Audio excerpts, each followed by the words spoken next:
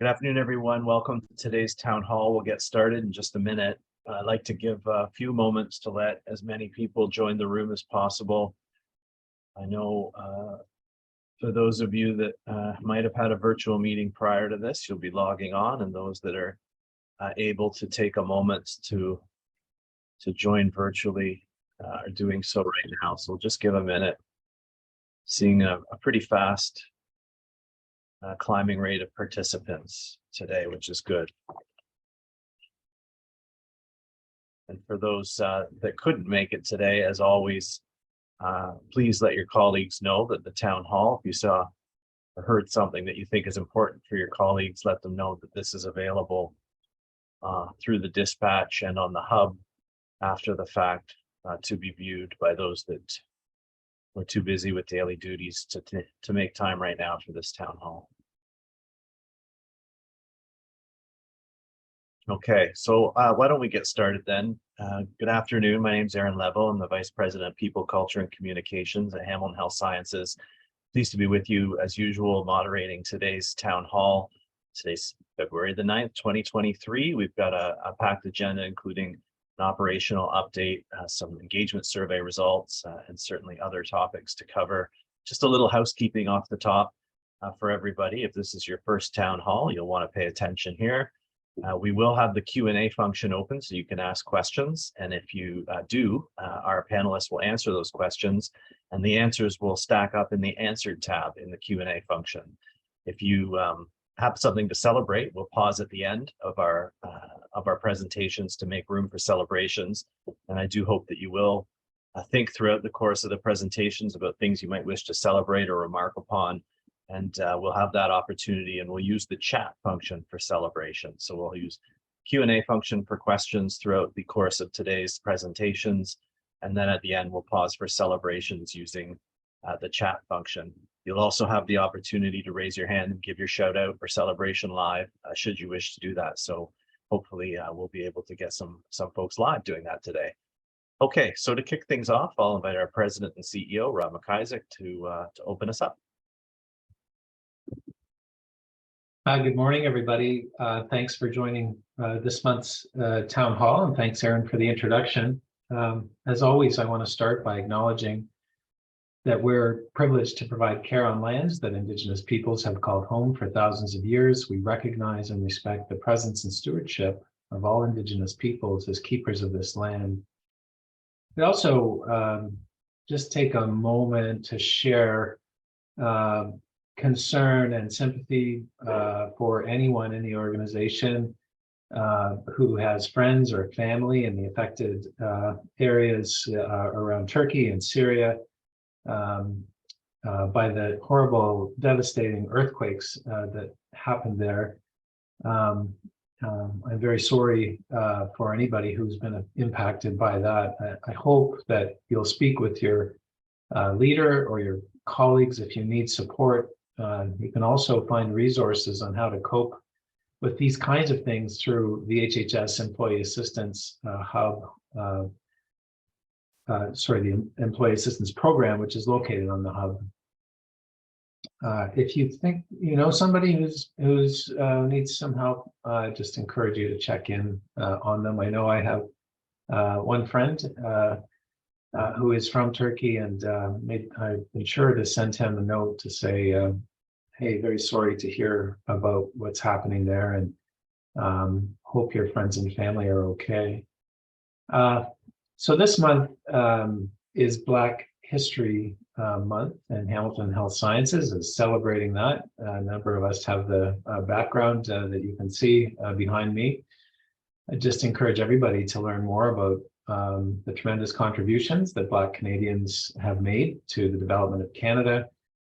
Information and learning opportunities about Black History Month, Black Canadians, and anti-Black racism is also available on the hub.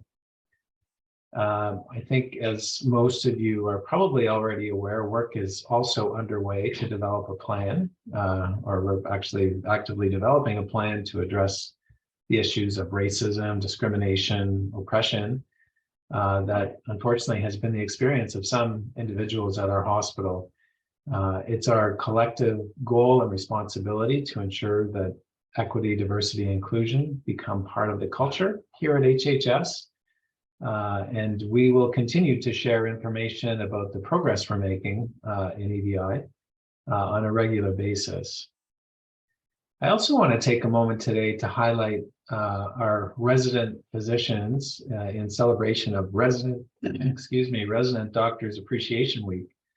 So we have about 1,200 residents and fellows supporting the delivery of patient care and completing their medical training across all our sites. So we're very grateful for their efforts now, and especially over the past few years during the pandemic. Thank you to all of our residents and fellows for all that you're doing. We have a pretty packed agenda, but before I hand it over to our lineup of speakers, maybe just a couple of other items that I can comment on. First off, thank you to everyone who took the time to respond to the My Voice Matters survey last fall, almost 6,000 people. Your feedback is really important because it helps me, it helps our board of directors and all leaders to better understand what's going on across the hospital and how where we should focus our efforts to make this a better place to work. Feedback from the survey will drive planning at all levels of the organization, right down to the team level.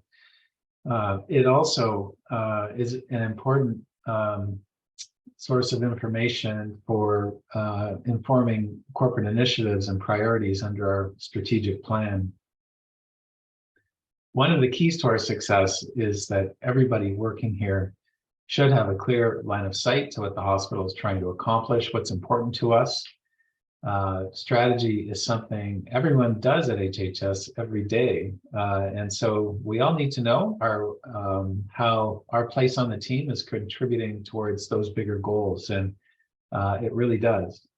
So Aaron is going to dive deeper into the results and next steps from My Voice Matters shortly. During today's presentation, you'll also hear more about workforce planning, one of the key priorities within our corporate strategic plan. I'd say there's no initiative more important to us, given the challenges we are seeing with recruitment and retention.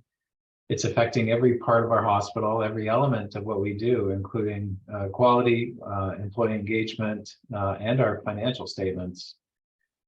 We are doing everything possible to find immediate, medium-term, and long-term solutions to the current staffing challenges so that we can continue to provide safe, high-quality care to our patients. I think on the positive side, yes, we're very challenged, but we've already had some success in stabilizing the most critical staffing gaps impacting clinical services. And now 5 areas of work have been identified to help us plan proactively for the future. So Aaron and together with Les Gillies will share more about this work a little later in the agenda. And maybe I'll just finish by saying, as always, thanks everybody for all of your ongoing efforts to care for our patients and for our community and for each other. I know that the hospital is very pressured right now. We saw, a very challenging couple of months at the Children's Hospital. It continues to be pressured, but really at the moment, our adult acute sites are extremely pressured, and we're meeting on a regular basis, trying to find solutions to help us push through this current situation. So I know, that pressure is not felt anywhere more strongly than on the front line. And so for all of you who are on the front line, thank you for helping to cope with what is a very difficult situation. Maybe I'll just finish by saying, unfortunately, I can't stay for the whole town hall today. I have another meeting that I have to attend. But thanks again, all, for being here. And I'm going to turn it over to Sharon Pearson for an operational update. Cheers, everybody. Thank you, Rob, and good afternoon, everyone. Happy to be here today to provide an operational update. And as Rob has indicated, the sites are pressured, and that's what you're going to hear about today as I go through some of our performance. In terms of our regular update on COVID, you could see the numbers. So we continue to see a decline in the inpatients. now below 60. We've been hovering in the 60s for a few weeks. We do see a bit of a rise in the ICU, so we're sitting at 8, and a decline in the number of staff in self-isolation. And fortunately, we have no outbreaks at this time, so that is good news. If you could go to the next slide, where we are feeling the pressure is within the occupancy, and you can see at the various sites, you can see the acuity, certainly the 145 at West Lincoln, and ordinate stress at that site. We have been as high as 124% at the Juravinski this week, and 112 at the general. But you can see our status as of today, along with our ALC numbers, which are driving our occupancy rates. Next slide. Just a little bit more detail around that, because it is a bit of a more pressured week than usual. I just referenced the occupancy rates at the site. We've seen the highest census at the Juravinski that we've had on history in terms of the number of beds that we've had open. We're also feeling significant pressures within ICU, particularly the ICU at the Hamilton General, with occupancy as high as 110%. In order to support all of this pressure, we continue to have the 70 unfunded beds open, along with patients in a number of unconventional spaces across the site. All this is on the overlay of only being at 85 to 90% of our pre-COVID surgical activity right now.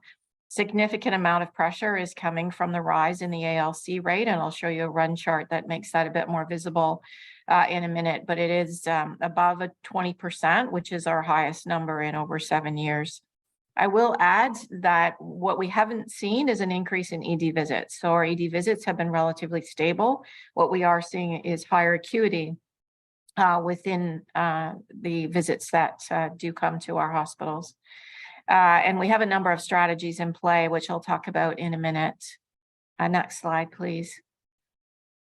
Just a bit of a visual in terms of the occupancy. So you can see on the x-axis, you can see the occupancy, and you can see that march up that we've been doing across the sites, and at an aggregate as high as 110% as in totality, which is much higher than where hospitals should operate routinely, which is more in the range of 85 to 90%. So we're well above that threshold. Next slide, please. In terms of the ICU, I just wanted to make it a bit more visible. You can see the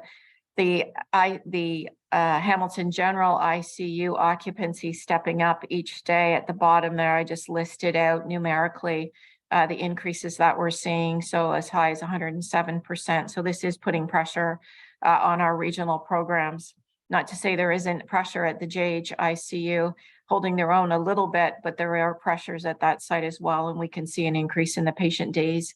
We are experiencing a number of holdovers, and the holdovers are necessary in order to try to flow some of the inpatient medicine from the ED department. Next slide, please. This is a run chart showing our unbudgeted beds that we have open to try to accommodate this pressure. This does not include the patients that we have waiting for beds in the ED. So that could be in a range of anywhere from 40 to 65 patients daily waiting for beds, at least across the 2 acute sites of the General and Juravinski. And next slide. This is really the visual that shows what's happening with our ALC rate. So you can see that incline that we're experiencing right now, and it really is multifactorial in terms of what's driving that. We're seeing more patients that are unable to return home for a number of reasons, either increased frailty, cognitive impairment, families that just do not have the ability to sustain the resources, and all that coupled with challenges with home and community care resources and availability of bedded programs. But it is a significant rise. And the next slide. In terms of what we're doing to try to mitigate the pressures right now, certainly at the Juravinski site, we've had the express unit open for a number of weeks, 24/7, and the intent of that unit is only to be open in days to allow for decanting each morning of the ED. Have had to hold a number of patients in PACU overnight in order to relieve some of the ED pressures. Have added additional physician support to the JH to help with the volume of patients. Opened additional medically complex beds at St. Peter's. Certainly regional rehab have been taking a number of off-service patients into their funded and unfunded spaces, maximizing any physical space we have across all of the sites. And I mentioned that we have increased the holdovers within the ICU as well. In terms of controlling some of the demand, unfortunately, we have been closed to acute leukemia as a region since January 25th. So that is certainly not what we would like to see. Continue to shift our surgical activity to same day admits to same day overnight cases, which is a strategy that will exhaust itself. We need to get to the patients that require admission. We can continue to do the patients with the time sensitive urgent needs. We have had to resort to surgical cancellations when capacity just will not allow for any further surgery to occur. And we have remained closed to non-regional ICU patients. In terms of some of the other strategies, next slide. I've referenced some of these previously, but we have a number of avoidance admission strategies in play with our partners, along with post-acute strategies with those that support bedded programs in our community like Good Shepherd and Thrive. We are enhancing our discharge planning processes, and I've referenced the new repatriation protocol in the past. Les is going to talk today, and Aaron, I believe, about the HR planning strategies in place, and we continue to sustain our callback models to assist in staffing. And a number, as Rob alluded to, there's a number of meetings and lots of local and regional and provincial planning in play. So I would echo Rob's thanks. It has been a very untenable week in terms of the pressures, and I appreciate the environments that everyone has to work in are not what we would like them to be right now. So thanks to everybody for your support. And with that, I'll hand it back to Aaron.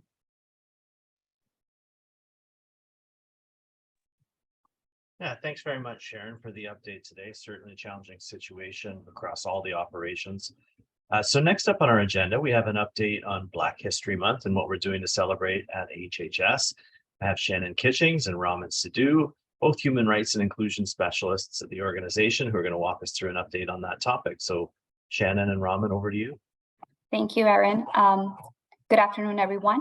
As we know, February is Black History Month, and Black History Month is an opportunity for us to celebrate Black history and culture, and also to learn and reflect on the ways we all can participate in dismantling systemic anti-Black racism.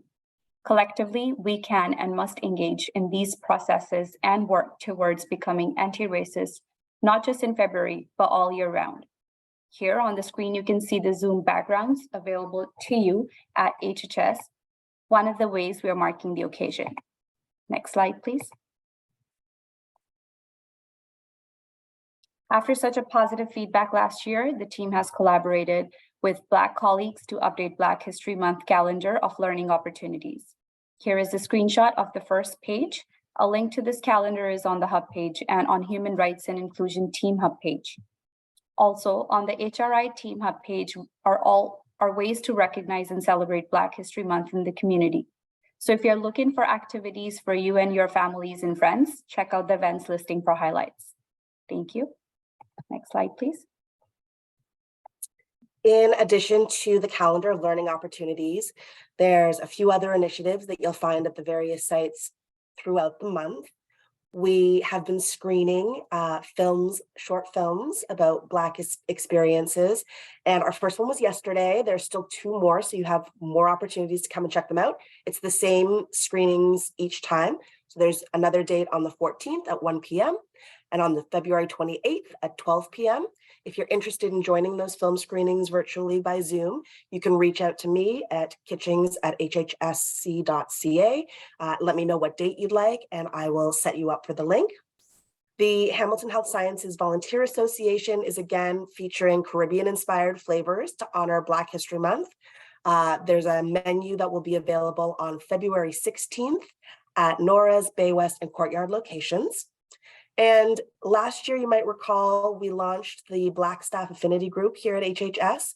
So for staff and physicians who identify as Black, you're welcome to join this space, have discussions with colleagues, talk about strategies and experiences, provide feedback to the organization, do some planning and some connections.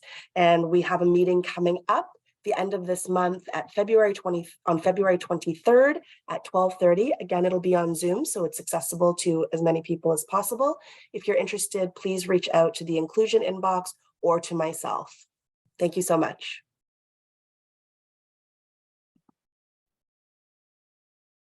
Great, thanks very much, Shannon and Raman. So next up on our agenda is me again. So I'm back here to give you an update on the output of our My Voice Matters survey and the results across the organization. I think we can go to the next slide. Thanks. So just, I think just in starting to say that the survey, which we're conducting annually, we haven't done for 2 years. So this is the first time since 2020.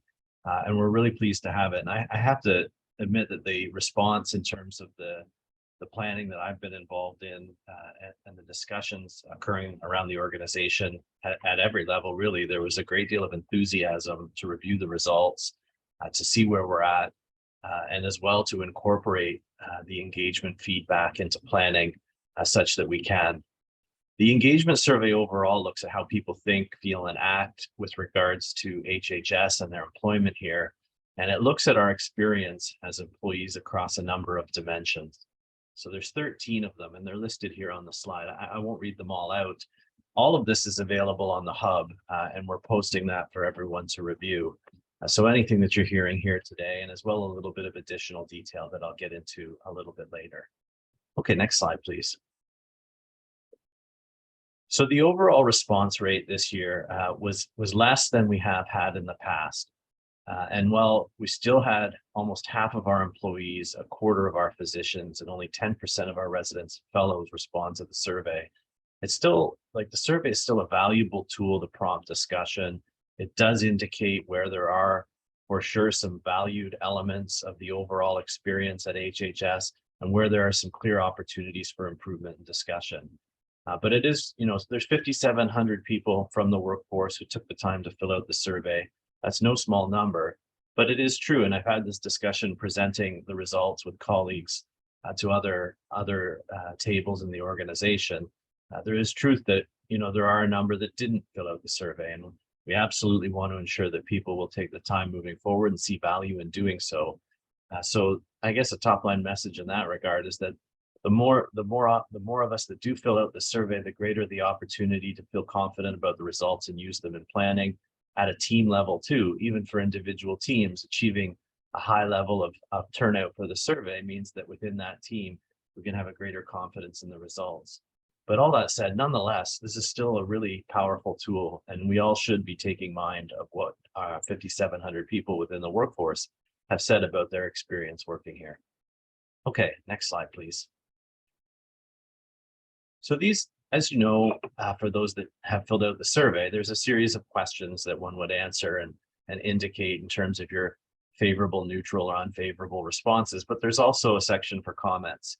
And if we take the vast majority of the comments and we run them through a word recognition Wordle software, this is what comes out. And so you'll see some of the things reflected, and the size of the word reflects the number of times that it would have shown up in the commentary. So certainly a strong emphasis on the people component of our work, as well as some words we expect to see here about how people feel and the emotions associated with working in the environment we are. And again, you can review more detailed information on the hub. Okay, next slide, please. So if we look at the overall engagement score, and this is the engagement score is determined across 6 particular questions that are at the bottom of your screen. These questions are centered on notions of pride and optimism, inspiration, willingness to recommend HHS as an employer, as well as individual sense of accomplishment and the link that one feels to their work overall. And the answers to these questions give us an aggregate engagement score. We have seen a 10% decrease in our overall engagement score from the prior survey in 2020. So that's tracked there in the table, where we see that the overall engagement score for this year's survey for employees at 55%, physicians at 38%, and residents and fellows at 46%, excuse me. Okay, and then you'll note the decrease for each on the side of the table there. Okay, so next slide, please. And if we look at the overall experience, and this is what elements of the questions, like what were the strongest results in each of those three categories for employees, for physicians and residents and fellows. So in the first bullet here, we'll see that the strongest results in terms of engagement for our employees is in the work environment, employee safety, and teamwork. For physicians, teamwork as well shows up, as does immediate management and safety. And for residents and fellows, immediate management, teamwork, and professional growth. So these are the areas where there was the highest degree of favorability. Now, again, if you were to look, and we've posted for people to review on the Hub, the detailed responses to questions, it's also true that in looking at these, there's still room for improvement, but it's worth pointing out that these are the areas where there were the strongest responses. In terms of work-life balance, mental health, and organizational vision and leadership, these were some of the areas where we know we have the greatest opportunity to improve. So there was either a high degree of unfavorability or there was a high degree of neutral sentiment. So the opportunity to try and work hard so that people feel favorable the next time we conduct the survey. And again, all of the individual question results are posted for review on the Hub. Okay, next slide, please. So the key drivers of engagement, this is what we look at, what were for those that were responding favorably, what were the most correlated responses in terms of favorability, and for those that were responding unfavorably, where did the correlations occur? So what were the most common things driving engagement in a favorable or unfavorable manner? This is an indication for us of what are the things that are most passionate to those that are identifying favorably or unfavorably, and therefore have a strong driver of engagement, within HHS. For employees, it was employee safety, diversity and inclusion, and continuous improvement. For physicians, diversity and inclusion, professional growth, and continuous improvement. And for residents, fellows, professional growth, work environment, and diversity and inclusion. There's certainly a strong feature for diversity and inclusion across all three groups. So these are areas where we know that it makes sense to focus in order to drive engagement forward. Okay, next slide, please. So there's a lot here, and I'm not going to read it out, but I'm going to call out some of the highlight themes in each area. If we were to summarize the overall results, and that was the intention today, was not to go through every question, but to give the overall organization a sense through this town hall as to what we see in the overall results summary. So for our employee group, what we take away from the responses and the questions in terms of highlights is that there is a strong understanding of expectations and some increased trust with direct leaders, and a strong team culture where we perhaps have the opportunity to invest more and to work towards improvement is in the area of mental health, work-life balance, recognition, and connecting with the overall strategy and goals of the organization. How do people see the work that they're doing daily reflected in the overall vision of the organization? For physicians, again, similar themes in terms of the teamwork culture and the equity and inclusion for professional growth being important as highlights.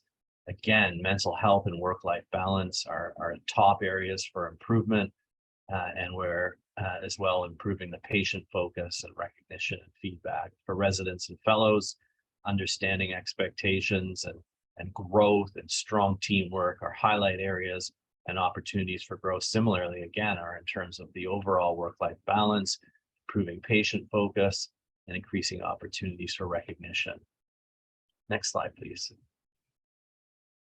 So maybe actually just going back one slide, not to really trip up our, thank you very much.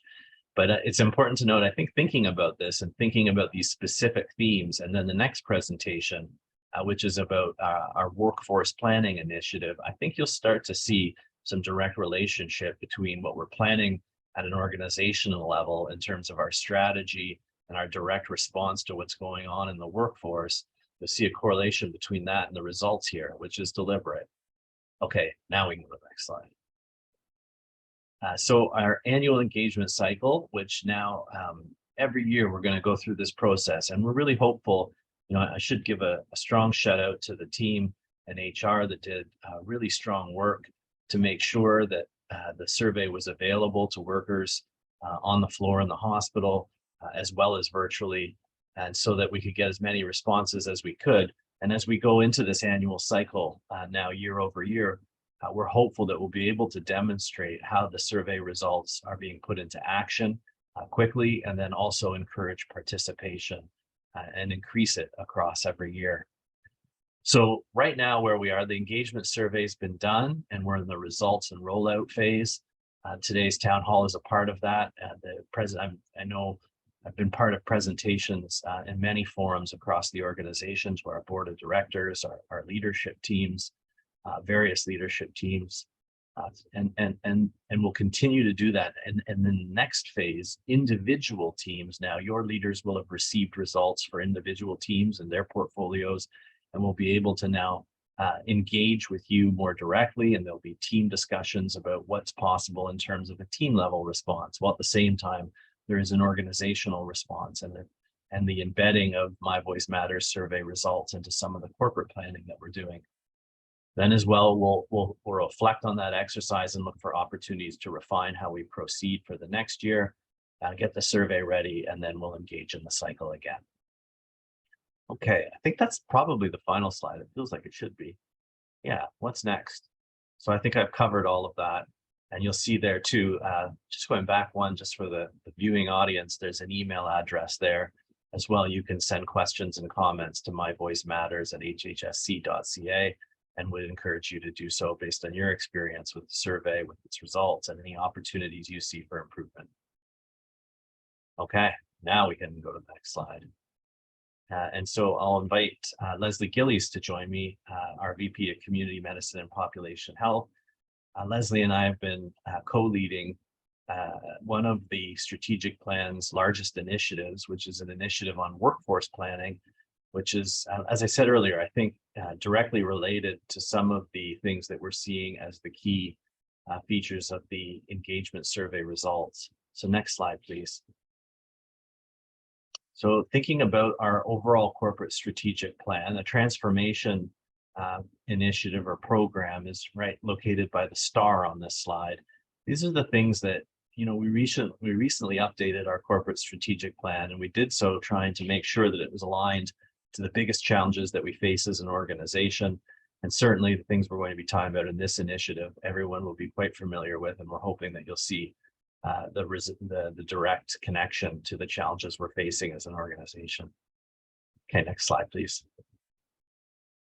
The reality that we face today, which is familiar to all of us, and you could hear it reflected in Sharon's operational update today, we are experiencing a very high pressure occupancy situation. We are still dealing with the after effects of the pandemic and the pandemic itself, which endures. But at the same time, we're also experiencing globally health human resource shortages, excuse me. It's manifesting in our sites and services. It's a Hamilton challenge, it's an Ontario challenge, it's frankly a global challenge. And as we experience these staffing gaps, it puts pressure on everyone. So it does bring into mind the issue of stability, which is a key priority for this particular initiative as we move forward. How can we work towards stabilizing our clinical services and our administrative support for those clinical services by getting ahead of some of the staffing challenges that we're facing? Okay, next slide, please. And just to drive that point home, I think a little bit further, some statistics to share with you today. Over the course of the last 5 years, the bed capacity at our organization has increased by almost a quarter, but the number of people working, the number of full-time equivalent employees has only increased by 3.5%. So it stands to reason that what that means is that we're doing more, we're providing more care, but we're doing it with not the equivalent increase in people. And even thinking about that modest 3.5% increase, it's challenged because we know the sick time is increasing across the organization. This is a result of the stress and strain, and we see that in our survey results when we see things like mental health and work-life balance being called out as areas of unfavorability and challenges for us to think about in terms of improvement. And now at the same time, like what I mentioned earlier, when we want to increase the number of people working in the organization, the labor market is not being helpful right now. The number of candidates for some roles is in many cases decreased by half. So that makes it a really competitive labor market. We have to think about how to sharpen our position as an organization, as an employer of choice. Next slide, please. As I've mentioned, for this particular initiative, there's so much we could do. In fact, there's been so much, an overwhelming response in terms of feedback and dialogue. So we've been really trying to sharpen the priority for the near term and identify the things that are going to assist the most with stabilizing where we have our most critical staffing gaps, and recognizing though that there are some longer term work that we're going to absolutely have to do, but in the immediate sense, we just have to focus and prioritize on stabilization. Next slide, please. Now, as Leslie and I got involved with this project, there was certainly a lot of work to be included, and that it was based on. We've been trying very hard to do some of the things I've just spoken about for the last 2 years. And now what we're trying to do is bring a more hefty focus to it. But we do have some wins in terms of trying to achieve some increased stabilization. That includes recruitment strategies focused on externs and internationally educated nurses, expanding our centralized recruitment platform, which has drastically increased our capabilities in terms of hiring and also reduced the administrative challenge of getting that hiring done. So we'll also continue with that endeavor, expanding it to new places throughout the organization, and as well think about the integration of new roles into our clinical settings, expanded recruitment for healthcare aides as an example, piloting the Essential Care Partner Initiative, and also support for our leaders in maximizing clinical learner opportunities. Next slide, please. So what have we been doing? What is the Workforce Planning Initiative? Well, we did ask EY, a firm to partner with us, a consulting firm to partner to help us to collate a large amount of feedback. We conducted interviews with leaders and staff, with our union leaders. We asked them to also bring forward an analysis of what other hospitals are doing in the face of similar challenges, and look outside of our sector and bring some intelligence. We asked people to contribute ideas. We just did a conversation at our leadership event this past week in this regard. And we asked EY to help us to summarize that into some deliberate categories. You know, how could we think about leading this work and compartmentalizing it into descript programs so that we were being deliberate about trying to accomplish results in specific areas. So next slide, please. Where we got with that is to identify 5 key programs of work in the area of workforce planning. I won't read these out. I'll just go through them. Leslie's going to pick up here and talk about each in a little more detail, but focused on models of care, recruitment and onboarding, orientation and retention, workforce data and analytics, and as well management support. So Leslie, why don't I turn it over to you here and you can tell us a little bit more about each of those. Thanks, Aaron. All right, so to give a little bit more detail, as Aaron has said, of the 5 primary work streams, and lots of work already to date and much more to come. And as Aaron has said, the early emphasis with each of these work streams is stabilization. So if we're looking at the model of care work stream or working group, a lot of preliminary and in progress work regarding recruitment, as Aaron has said, and internationally educated nurses, looking at an exciting new sort of endeavor. We're looking to see the possibility of international medical graduate program, and, you know, sort of a win-win situation in which folks that are interested in working at Hamilton Health Science also have the opportunity for clinical roles, and we have the opportunity for that clinical expertise and knowledge. The Essential Caregiver Care Partner Initiative is sort of looking very purposely to see how can we further support our patients and families. So really, there's a whole sort of list available as far as best practice. And as Erin has alluded to, we're at beginning phases, but we're going to do a bit of a touch base with the units and programs just to have that dialogue, that discussion to say, what activities or what initiatives do you already have in place to help stabilize your unit and program? And what are the ways in which we can provide further resources and support to be able to do that? So lots of great discussion and dialogue.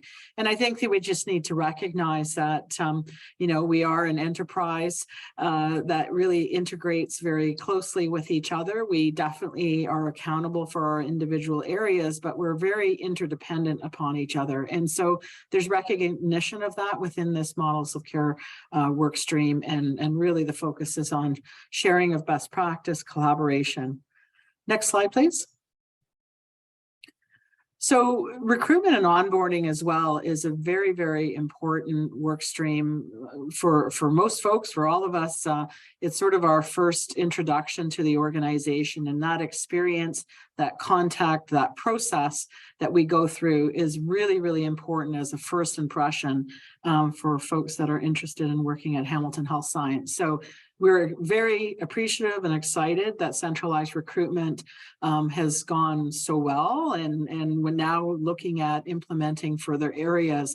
There's a few positives that come out of that, obviously standardization and the best practice approach, but also hopefully taking off some of that work, that administrative work from the manager to be able to free up their time because they're working on, supporting their teams, be it in clinical and non-clinical areas. So thanks to everyone involved with centralized recruitment, and that has been a very positive step forward.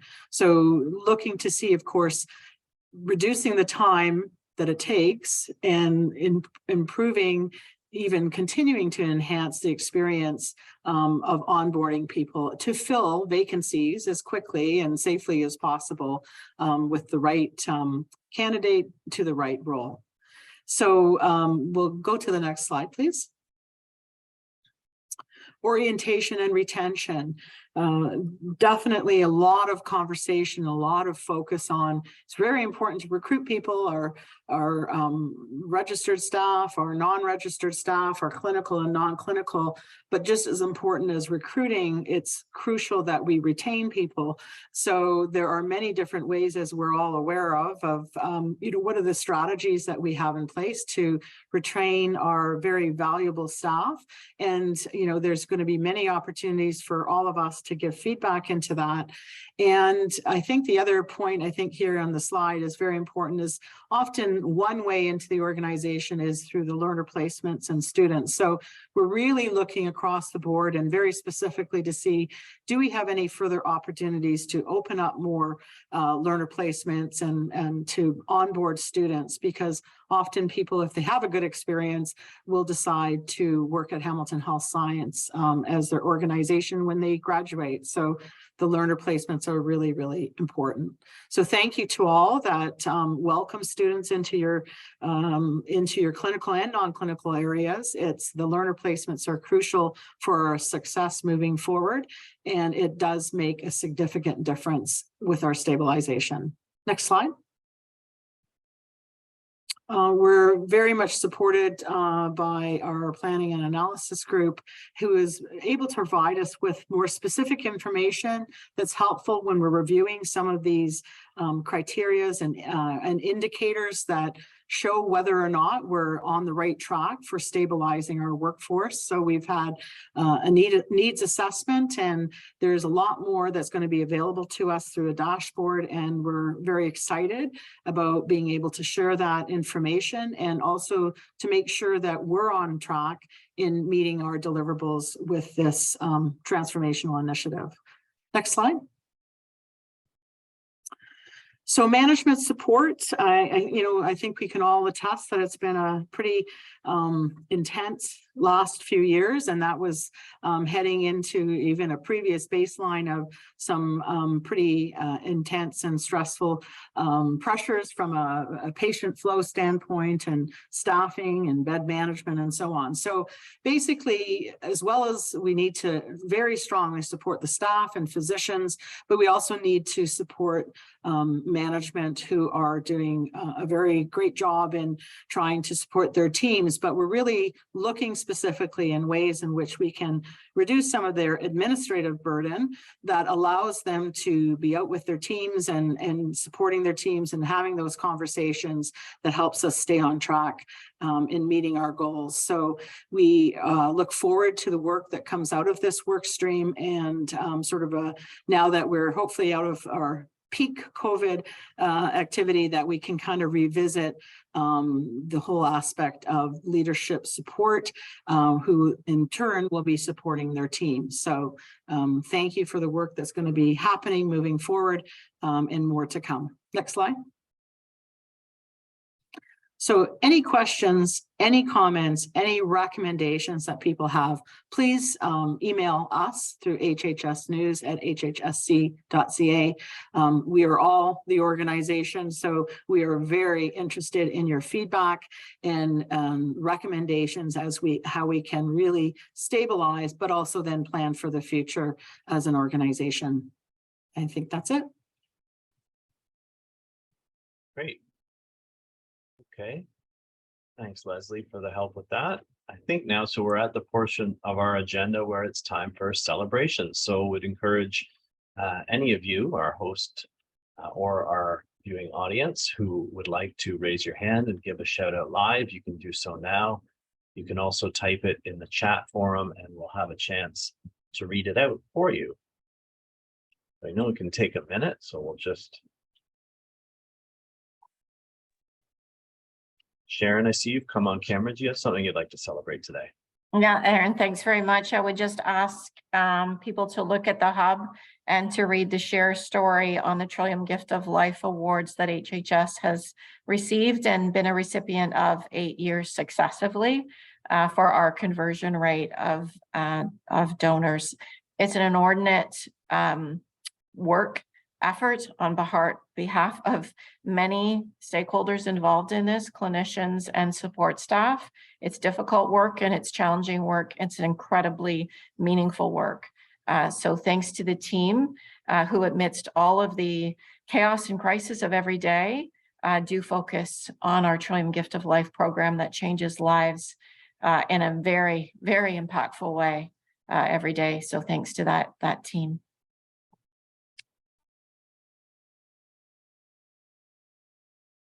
Just getting a comment in the Q&A that our chat is disabled. So we're not able, I'm not sure if that's the case, but I do see one celebration in the Q&A that I'll read out, celebrating the return of Andrea Frolick, the director of our Peace team. Certainly hope that the chat is working, but it might not be. And then here's another coming in the Q&A from Marcia Sterling, celebrating 50 years at HHS for Connie Gittens.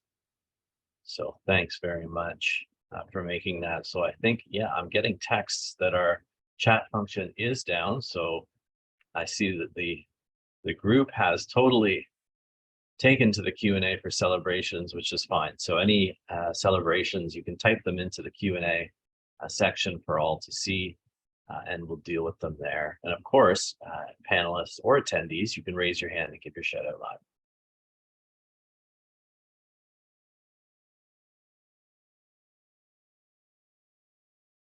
Just seeing there are some questions that I'd like to answer. Can't in the moderating role right now, but we'll make sure that we get an answer to them. Okay, not seeing any new celebrations coming in at this moment. I think we'll call it there. As Rob noted, he was unable to be here to close things out. He had to attend another meeting, but wish to thank everyone for taking a moment out of your day to be here for those that could, and as well to everyone for all the work that you're doing across the organization. Please take care and we'll see you next time.